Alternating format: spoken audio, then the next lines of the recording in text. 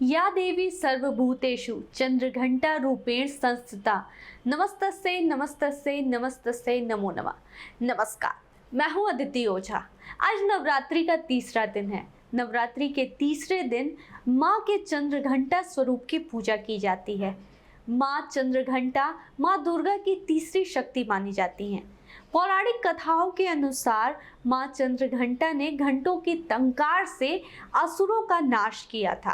आखिर कैसे हुई माँ चंद्रघंटा की उत्पत्ति, क्या है माँ के इस स्वरूप की विशेषता, इसी के बारे में आज हम आपसे बात करेंगे। नवरात्र का तीसरा दिन स्वर्ण की तरह चमकदार, गले में सफेद फूलों की माला धारण किए हुए खड्ग और अन्य अस्त्र शस्त्र से विभूषित 10 हाथ सिंह पर सवार माँ चंद्रघंटा स्वरूप का दिन होता है।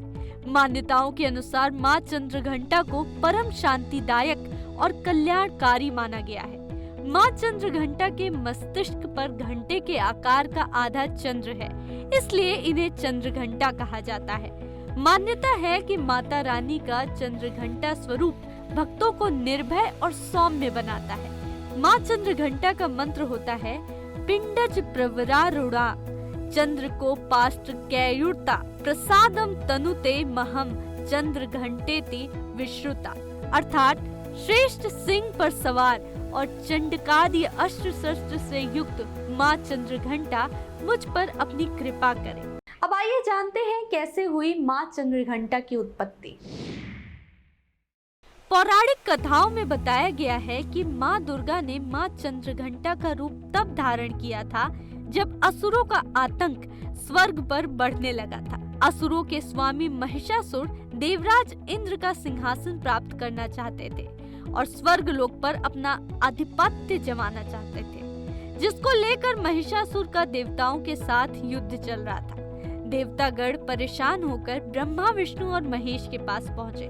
त्रिदेवों ने देवताओं की बात सुनी और क्रोध प्रकट किया। कहा जाता है कि इसी क्रोध से त्रिदेवों के मुख से एक ऊर्जा निकली और उसी ऊर्जा से एक देवी अवतरित हुई, जिनका नाम माँ चंद्रघंटा है।